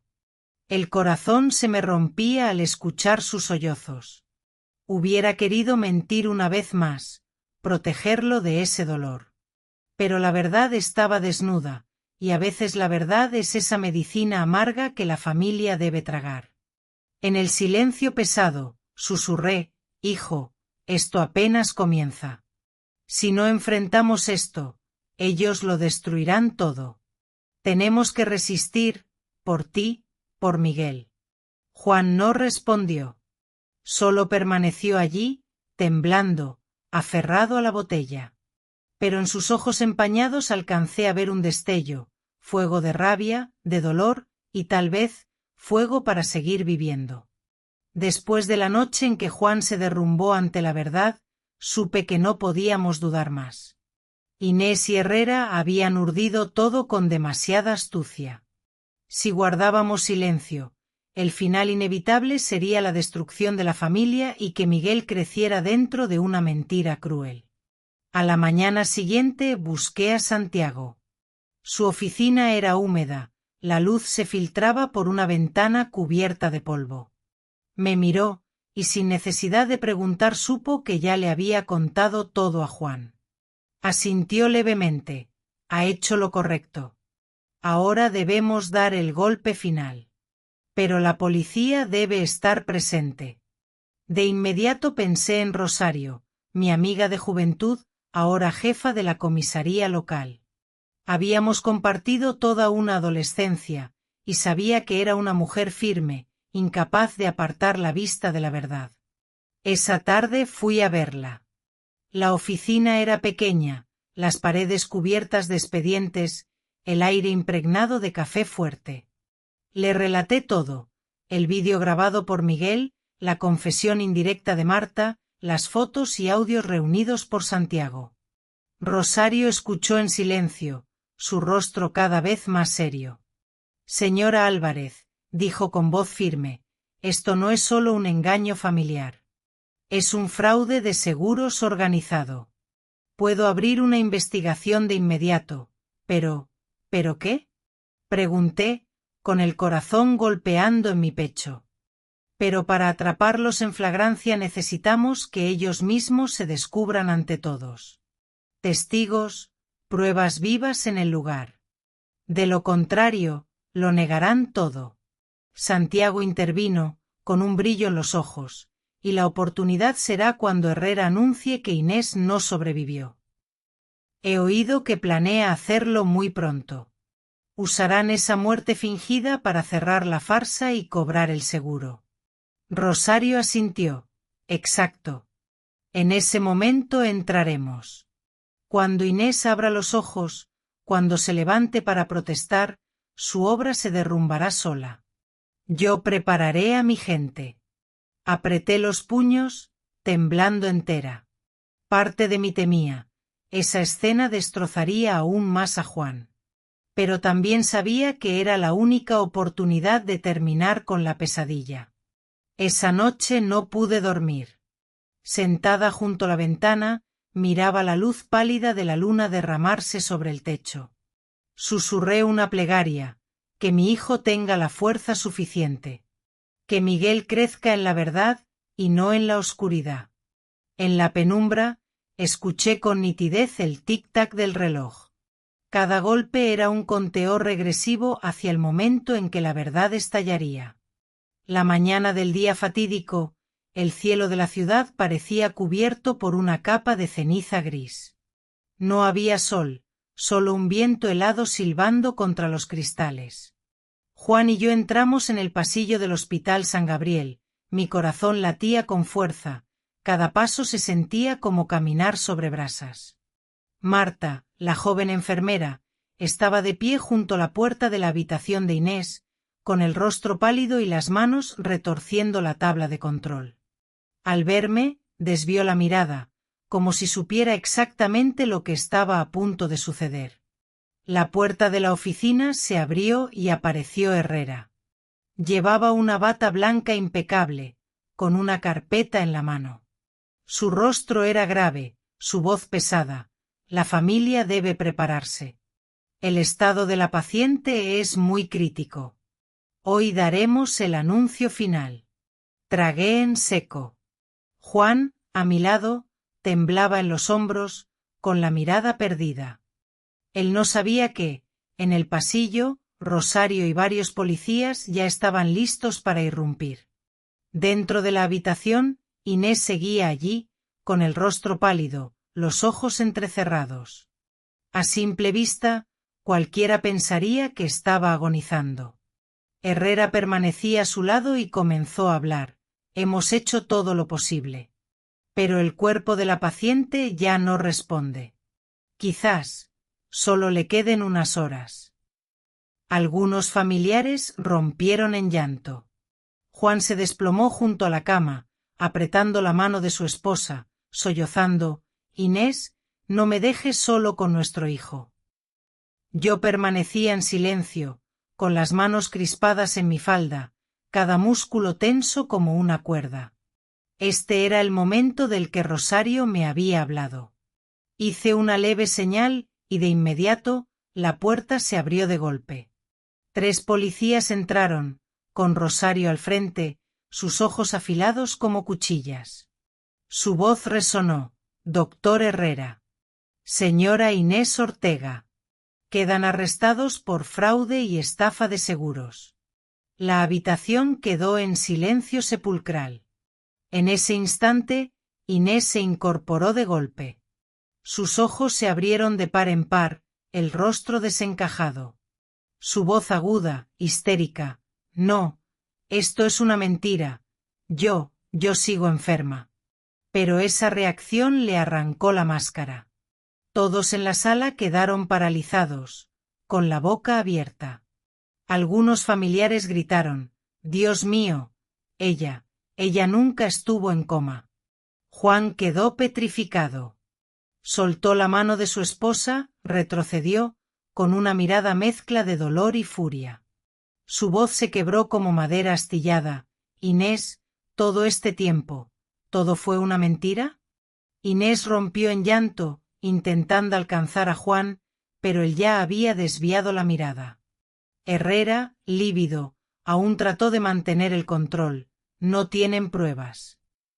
Rosario levantó la mano, y los policías mostraron las fotos, los contratos de seguro y, finalmente, la grabadora con sus propias voces.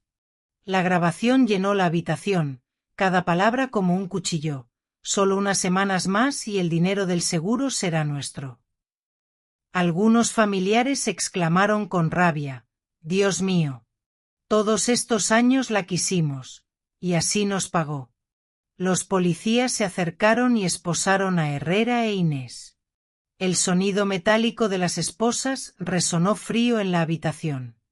Inés forcejeaba, gritando desesperada: «Lo hice por las deudas. No tenía salida». Pero ya nadie escuchaba.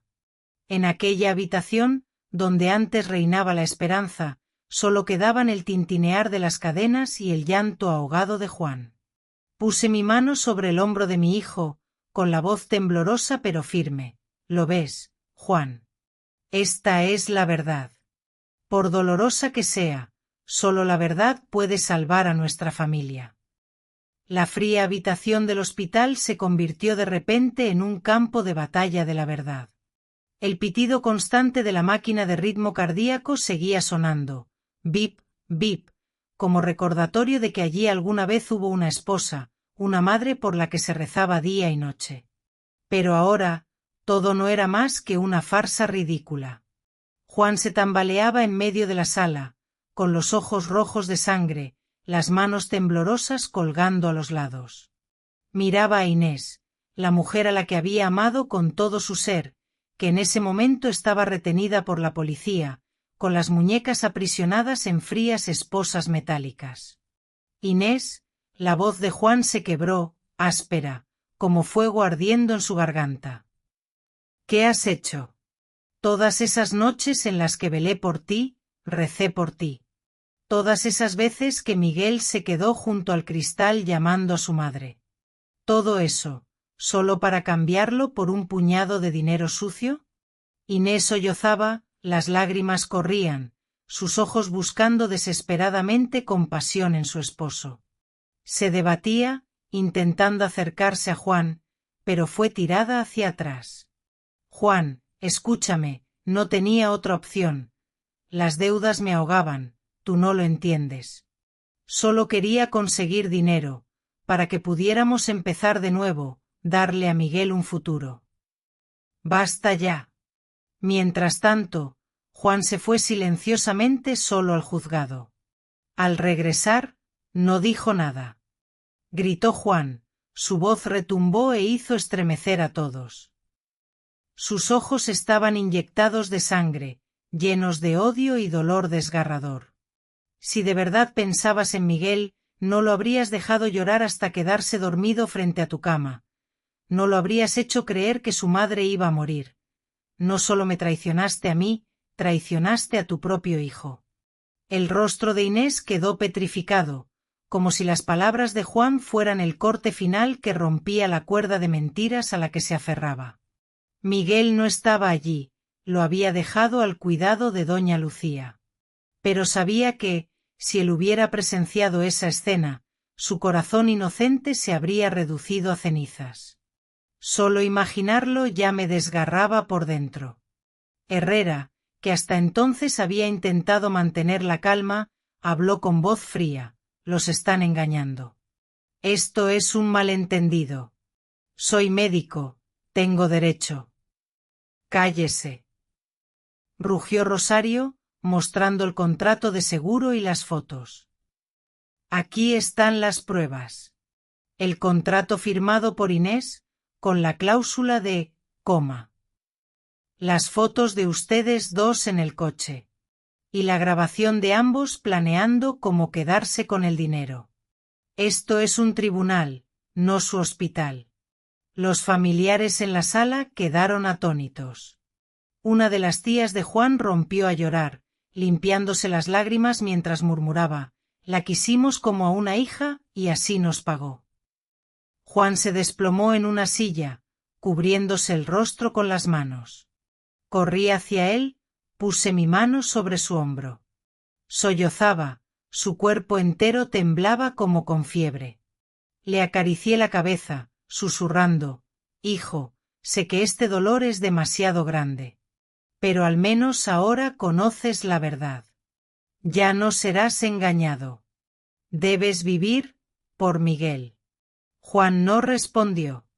Pero sentí sus lágrimas ardientes empapar mi hombro. Lágrimas que eran a la vez pérdida y el inicio de la liberación. Mientras tanto, Inés seguía gritando desesperada: «Juan, tienes que creerme, todo lo hice, por esta familia». Juan levantó la cabeza, mirándola fijamente por última vez. Sus ojos ya no tenían ternura, solo cenizas heladas. «No, Inés. Esta familia, tú misma la has matado». Aquellas palabras resonaron, pesadas como campanas fúnebres. Y en ese instante supe: el matrimonio de mi hijo había muerto, junto con toda la fe en la mujer que alguna vez veneró. El tiempo pasó como un viento helado, pero las heridas en nuestro corazón no podían sanar de inmediato. El día del juicio, el cielo estaba sombrío, cubierto de nubes grises. Tomé la mano de Juan y lo conduje al tribunal, el lugar donde la verdad sería proclamada ante la justicia. La sala estaba abarrotada. Prensa, vecinos, familiares, todos reunidos. El ambiente era tan pesado que cada respiración se oía con claridad. En el banquillo de los acusados, Inés y Herrera aguardaban. Inés estaba visiblemente más delgada, con el cabello revuelto y los ojos enrojecidos. Herrera mantenía la cabeza agachada, fingiendo calma, pero sus manos esposadas temblaban sin cesar. El juez golpeó el mazo, su voz retumbó como un trueno: «Se abre el juicio del caso de fraude de seguros contra los acusados Inés Ortega y el doctor Herrera». Las pruebas fueron proyectadas en la pantalla, el vídeo grabado en secreto por Miguel, las fotos en el estacionamiento, el contrato de seguro con la firma de Inés y, finalmente, la grabación de la conversación entre los dos traidores. Cada prueba era como una puñalada en mi corazón, pero también la cuerda de la justicia que nos mantenía en pie. El fiscal leyó con voz clara: «Los acusados Ortega y Herrera se confabularon para falsificar un estado de coma con el fin de apropiarse de una enorme suma del seguro. Este acto no solo viola la ley, sino que constituye una traición despiadada hacia la propia familia de la acusada Ortega». Un murmullo recorrió la sala. Muchos rostros conocidos del barrio me miraban con ojos cargados de compasión y de indignación. Llegó el turno de Inés. Rompió a llorar, sus manos temblorosas aferradas a los barrotes. «Juan, tienes que creerme. Yo solo quería pagar las deudas, no tenía otra salida». Juan se levantó de golpe, su voz resonó, rota pero firme: «No, Inés. Si de verdad hubieras pensado en la familia, habrías buscado otra manera. Tú elegiste traicionar, elegiste dejar a tu hijo llorar hasta el agotamiento frente a tu cama de mentira.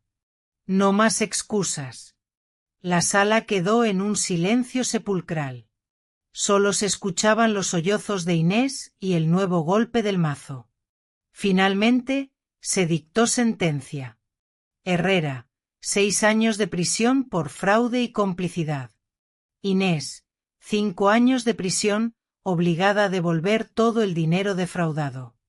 El veredicto resonó, pesado como una campana fúnebre que anunciaba la muerte de un amor ya muerto. Inés se desplomó, gritando entre lágrimas, pero ya nadie le tenía compasión. Quienes alguna vez la llamaron nuera, hermana o amiga, ahora solo negaban con la cabeza, con una mirada distante. Juan volvió a sentarse, con las manos temblorosas apretadas con fuerza. Sus lágrimas corrían, pero esta vez no eran lágrimas de esperanza ni de amor, sino de liberación. Puse mi mano sobre su hombro y susurré: «Se acabó, hijo. Esa oscuridad ya ha mostrado su verdadero rostro. De ahora en adelante, tú y Miguel podrán vivir de verdad, sin miedo. Juan asintió, con los ojos aún húmedos pero iluminados por un nuevo destello. El destello de un hombre que lo había perdido todo, pero que también acababa de encontrarse a sí mismo. El juicio terminó, pero su eco siguió pesando sobre mi familia. La prensa explotaba cada detalle, los vecinos murmuraban, y cada vez que salía a la calle sentía caer sobre mí las miradas curiosas, compasivas o despreciativas. Pero lo que más temía no eran los comentarios, sino las cicatrices en el corazón de Juan y de Miguel. En los primeros días después de la sentencia contra Inés, Juan casi no hablaba con nadie. Pasaba las noches en vela, sentado junto a la ventana, con una botella de licor a su lado. Una vez entré a su cuarto y lo vi contemplando en silencio la foto de la boda. Sus manos temblaban como si quisiera destrozarla, pero al final la apretó contra el pecho como un náufrago aferrándose a un trozo de madera podrida. Miguel también cambió. Ya no preguntaba por su madre como antes, pero a veces lo sorprendía sentado solo, mirando fijamente el dibujo de la familia que había hecho tiempo atrás. En aquel dibujo estaban los tres, padre, madre e hijo. Ahora, él tomaba un lápiz y tachaba el rostro de su madre, para luego llorar en silencio. No podía soportar ver a un niño tan pequeño cargando con un dolor tan grande. Una noche lo abracé contra mi pecho y le susurré: «Hijo, tu madre cometió un error, pero tú no tienes la culpa. Todavía tienes a tu padre y a tu abuela. Nuestra familia sigue siendo familia». Miguel escondió su carita en mi pecho, sus hombros pequeños temblando. «Abuela, ¿mamá ya no volverá?». Esa pregunta fue como un cuchillo que se clavó directo en mi corazón. Me mordí los labios para contener las lágrimas y asentí suavemente. «Tal vez tu madre no regrese pronto. Pero lo importante es que todavía nos tenemos. Y mientras yo viva, nunca estarás solo». El tiempo pasó, y Juan poco a poco encontró trabajo en un taller mecánico.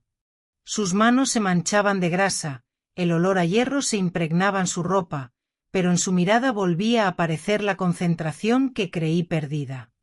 A veces llevaba a Miguel a la panadería, y se sentaban juntos a comer un pan caliente como cuando era niño. No decían mucho, pero en ese silencio yo alcanzaba a ver un destello de renacimiento. Entendí que nuestra familia nunca volvería a ser la misma. La cicatriz que dejó Inés nos acompañaría toda la vida. Pero, como las grietas en una vasija de barro, aunque no se puedan borrar, pueden convertirse en testimonio de que hemos vivido, sufrido y superado. Y en lo más profundo de mí, juré con firmeza: protegeré a Juan y a Miguel con todo lo que me quede. Aunque el mundo nos dé la espalda, nunca permitiré que ellos dos se derrumben otra vez. Unos meses después del juicio, la casa que había estado sumida en la oscuridad comenzó a recuperar un poco de calor. Cada mañana, me levantaba a las 3, encendía el horno y amasaba la masa. El aroma del pan recién horneado llenaba la cocina. Aquel olor que alguna vez fue la alegría de toda la familia, ahora se había convertido en un bálsamo que aliviaba nuestros corazones. Miguel solía bajar corriendo, aún con los ojos adormilados, y se sentaba en la pequeña silla de madera, apoyando la barbilla en las manos mientras me observaba trabajar. «Abuela, ¿puedo ayudarte hoy?», me preguntaba con timidez. Yo sonreía y le daba un pequeño trozo de masa. Él lo hacía rodar, lo deformaba, y luego reía a carcajadas. Esa sonrisa, la misma que pensé perdida para siempre, poco a poco regresaba. Juan también había cambiado. Por las mañanas trabajaba en el taller mecánico, y por las tardes llevaba a Miguel a la panadería. Padre e hijo se sentaban conmigo y compartían un pan caliente. Juan hablaba poco, pero a veces lo sorprendía mirando a su hijo con una mezcla de arrepentimiento y una firme determinación de compensarlo. Una noche, cuando Miguel ya dormía, vi a Juan sentado en el porche, contemplando el cielo estrellado. Me senté a su lado, guardé silencio un buen rato y luego le pregunté, ¿todavía piensas mucho en Inés? Él suspiró, con la mirada perdida en la distancia. Claro que sí, madre, ¿cómo olvidarla? Pero ya no lloro. Solo aprendo a aceptar. ¿Sabe? Miguel es la única razón por la que sigo adelante. Si no fuera por él, quizá ya me habría rendido hace tiempo. Le apreté la mano con suavidad, con la voz quebrada. Ya eres fuerte, Juan. Créeme, llegará el día en que volverás a sonreír de verdad. Al día siguiente, Miguel me mostró un nuevo dibujo. En la hoja había solo 3 personas, él, Juan y yo, bajo un sol amarillo radiante. Lo miré con los ojos empañados. El niño ya no dibujaba a su madre. Dolía, pero también era la señal de que poco a poco estaba aprendiendo a aceptar la verdad. La vida seguía siendo dura, pero al menos, la risa había regresado a la pequeña casa. Y yo sabía que, aunque la tormenta había pasado, mi familia seguiría adelante, no con ilusiones, sino con amor y con la verdad. Aunque la luz había comenzado a filtrarse de nuevo en la pequeña casa, sabía muy bien que hay heridas que nunca desaparecen. Solo se esconden en los rincones oscuros, esperando las noches silenciosas para volver y carcomer el corazón de cada uno. Con Miguel, me di cuenta de que había madurado más rápido de lo que le correspondía por edad. Ya no lloraba ni hacía berrinches como otros niños de su clase. En cambio, sus ojos siempre mostraban una mirada pensativa. Un día, después de clase, la maestra se acercó a mí con voz preocupada. Señora Álvarez, Miguel es muy inteligente, pero a menudo dibuja cuadros llenos de vacío. La clase dibujó el mar, con sus familias jugando juntas, pero él solo dibujó a usted, a su padre y a él de pie en la orilla. En medio del mar hay un barco lejano, vacío. Me quedé inmóvil. Entendí que esa era la manera en que Miguel representaba a su madre, una figura que se había ido, flotando como un barco que nunca regresará. Juan, durante el día trabaja incansablemente, como si quisiera olvidarlo todo, pero por la noche aún escucho sus vueltas en la cama, sus suspiros pesados resonando por las paredes. Algunas noches lo veía sentado frente a la mesa, con la botella de alcohol lista, pero luego se detenía, miraba la foto de Miguel colgada en la pared y finalmente cerraba la botella. Suspiré aliviada, pero también sentí dolor. Mi hijo fuerte ahora tenía que luchar con los fantasmas del pasado cada noche. Yo tampoco escapaba. Muchas veces, frente al horno, recordaba aquella mañana fatídica cuando recibí la llamada del accidente. Recordaba mi pánico conduciendo entre la multitud, solo para descubrir que todo era el inicio de una farsa. La ira mezclada con la tristeza hacía temblar mis manos, y la harina se esparcía por el suelo. Me decía que debía ser fuerte, pero en lo profundo, mi corazón había envejecido décadas tras aquel incidente. Una noche, mientras cenábamos, Miguel de repente levantó la cabeza y preguntó: «Abuela, ¿mi mamá todavía me quiere?». El palillo que tenía en la mano cayó al suelo. Juan quedó paralizado, con los ojos enrojecidos. Tragué saliva y abracé a Miguel. «Hijo, hay personas que pierden todo por sus errores. Pero el amor que tu madre te tuvo, yo creo que fue verdadero. Solo que eligió el camino equivocado». Miguel guardó silencio, con su rostro infantil marcado por una tristeza prematura. Sabía que esa pregunta lo acompañaría durante años. Y me prometí a mí misma, usaría todo mi cariño para llenar ese vacío, aunque jamás pudiera repararlo por completo. Mi familia seguía adelante, pero bajo la aparente calma, las heridas permanecían. Eran un recordatorio amargo de lo frágil que es la felicidad y de que la mentira, una vez enraizada, deja cicatrices para toda la vida. Llegó el verano, y la luz del sol bañaba con un dorado cálido la calle donde se encontraba mi pequeña panadería. El local volvió a llenarse de clientes como antes, risas y charlas animadas resonaban por todas partes. Pero para mí, la alegría no estaba solo en los panes recién horneados que vendía, sino en ver a Juan y Miguel aprender día a día a vivir de nuevo. Juan ya no evitaba a la gente. Iba a trabajar con regularidad, sus manos endurecidas por el trabajo manchadas de aceite, pero su mirada ya no era sombría. Una tarde, lo vi concentrado junto a Miguel haciendo un pequeño coche de madera. El niño reía radiante, corriendo por todo el patio con el juguete hecho por su propio padre. Yo me quedé en la puerta, observando, con los ojos húmedos. Tal vez, después de la tormenta, Juan había comprendido que la felicidad no viene de promesas dulces, sino de la presencia sincera de un padre. Miguel también comenzó a mostrar más alegría. Presumía de sus calificaciones perfectas y de sus nuevos dibujos. En uno de ellos, los tres estábamos sentados frente a la panadería, con un sol rojo brillante detrás. Le pregunté, ¿y tu mamá? El niño dudó un momento y luego sonrió con tristeza. Mamá está muy lejos. Pero creo que no volverá. Solo dibujé a ti y a papá, porque ustedes dos siempre están aquí conmigo. Lo abracé, con un dolor mezclado con calor. El niño había aprendido a aceptar, y esa aceptación me hizo comprender que el tiempo puede sanar, aunque deje cicatrices. Una noche, mientras recogía el mostrador de la panadería, Juan se acercó a mí, con voz grave pero firme. Mamá, he solicitado clases nocturnas.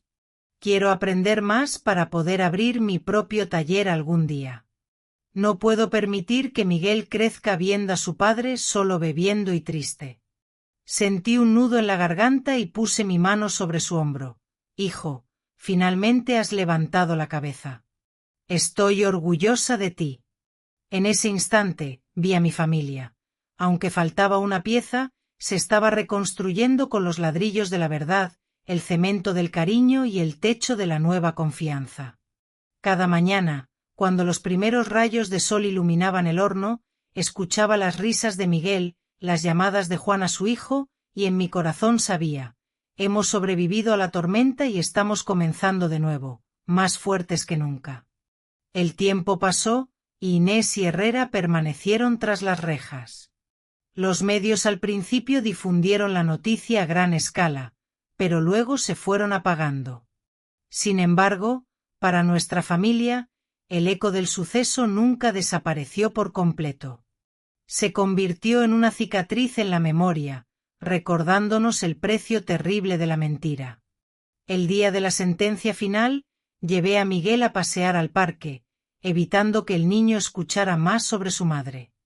Se sentó a la mesa, observando a su hijo jugar y suspiró suavemente. Luego me miró, con voz tranquila pero firme. No voy a permitir que el pasado me ate más. A partir de ahora, vivo por Miguel y por mí mismo. Vi luz en los ojos de mi hijo por primera vez en muchos años. Miguel también cambió. Comenzó a escribir su diario de niño, registrando cada pequeño momento. Hoy la abuela hizo pan delicioso, hoy papá me llevó al parque. Leí algunas líneas a escondidas y las lágrimas brotaron. Ese niño había perdido los brazos de su madre, pero había ganado una fuerza interior extraordinaria. Sabía valorar cada cosa simple. Una noche tranquila, mientras me sentaba en el porche admirando la luz plateada de la luna sobre la calle, Miguel me preguntó: Abuela, si algún día vuelvo a ver a mamá, ¿qué debo hacer? Me quedé sin palabras y acaricié su cabello. Perdona, Miguel. Perdonar no significa olvidar, sino liberar tu corazón. No dejes que el rencor te pese como a los adultos. Tienes toda la vida por delante. Asintió, con los ojos brillantes, como si entendiera algo de lo que le decía. Miré hacia el cielo y pensé, la tormenta ha pasado, dejando nuestra pequeña casa llena de grietas. Pero esas mismas grietas permiten que la luz entre, iluminando y calentando nuestro corazón. Y supe que el camino de nuestra familia no termina en el dolor, sino que se abre desde la fe, el cariño y la fuerza para seguir viviendo.